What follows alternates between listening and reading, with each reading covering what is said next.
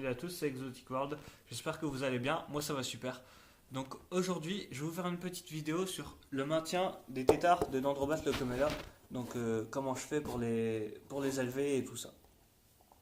Donc voilà. Donc ici, j'en ai déjà préparé un dans un petit bac comme ça. Voilà, donc à la base, ils sont dans des petits pots de yaourt,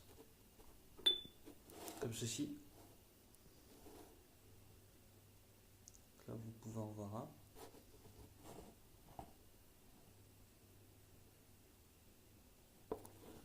Voilà.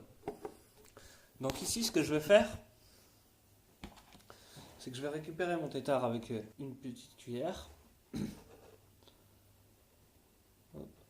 Et normalement, il devrait limite aller tout seul dedans. Voilà. Donc, je vous montre. Je vais essayer de ne pas le faire tomber non plus. Donc ici, je vais le redéposer directement dans un bac propre. Voilà. Quelques petites cuillerées de l'ancienne eau. Voilà. Et la mousse de Java que je remets évidemment aussi dans le pot. Maintenant, ce que je fais, c'est que j'ai de l'eau osmosée ici. Et je vais verser tout doucement. Il faut vraiment y aller mollo. Un mince filet d'eau comme ça. Donc voilà comment ça se présente dans son petit bac tout propre. Donc avec la mousse de Java, j'ai gêné l'eau entre guillemets. Parce que c'est vrai que c'est un petit volume. Et il faut savoir aussi que les changements d'eau, surtout en cette période de l'année, je les fais assez régulièrement. Donc tous les 2 jours, voire tous les jours. Voilà, donc on passe au suivant. Donc là, j'ai un deuxième tétard. Donc pareil, sauf que je vais essayer de faire plus malin cette fois. Je vais récupérer directement le tétard pour le transvaser.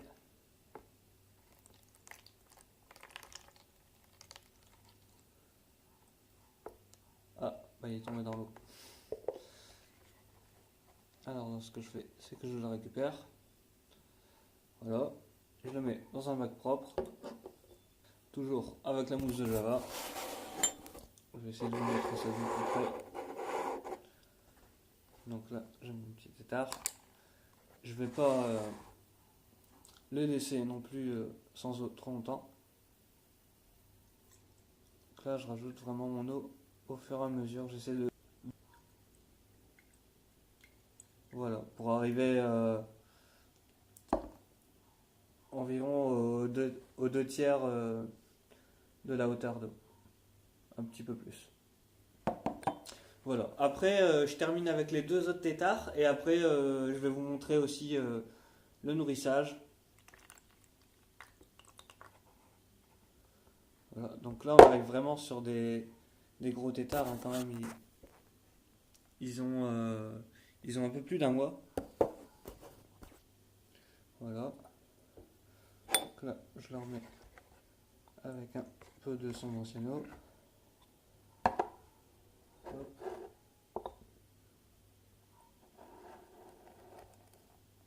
En tout cas, c'est avec plaisir que je vous partage cette expérience de comment je fais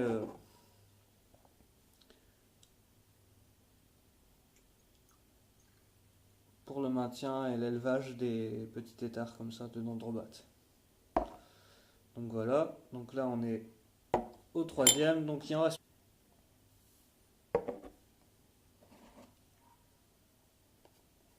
Hop.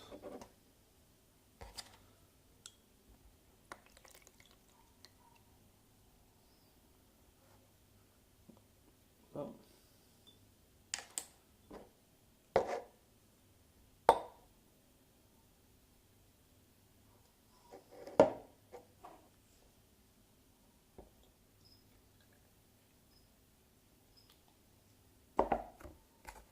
Alors,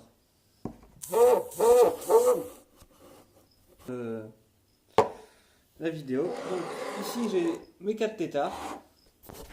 Je vais vous les montrer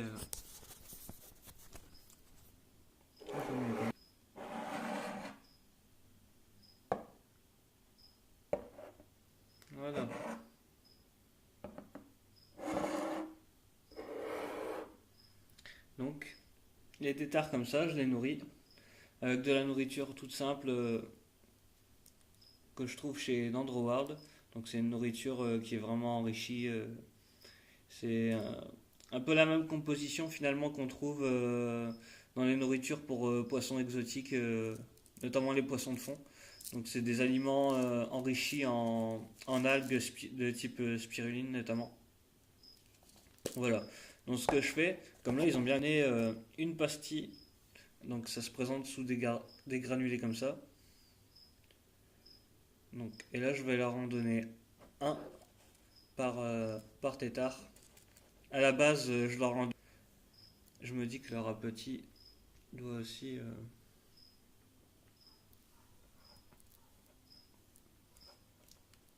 Voilà.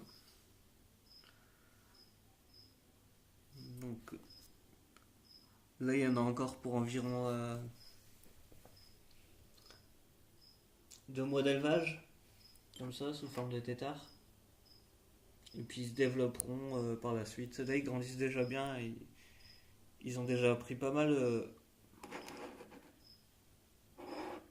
Voilà. Et puis j'essaie aussi de varier un peu leur nourriture en leur donnant un peu de drosophile à droite à gauche. Donc je leur mets 1 ou 2 drosophiles dans leur petit récipient comme ça. Et ils finissent par les manger. Voilà, ça permet un peu de diversifier la nourriture. Donc voilà, ben c'était un comment je rebattre le coméla. J'espère que cette vidéo vous aura été utile si vous-même vous faites de l'élevage de ces animaux. Voilà, donc j'espère que cette vidéo vous aura plu. N'hésitez pas. Voilà, à bientôt!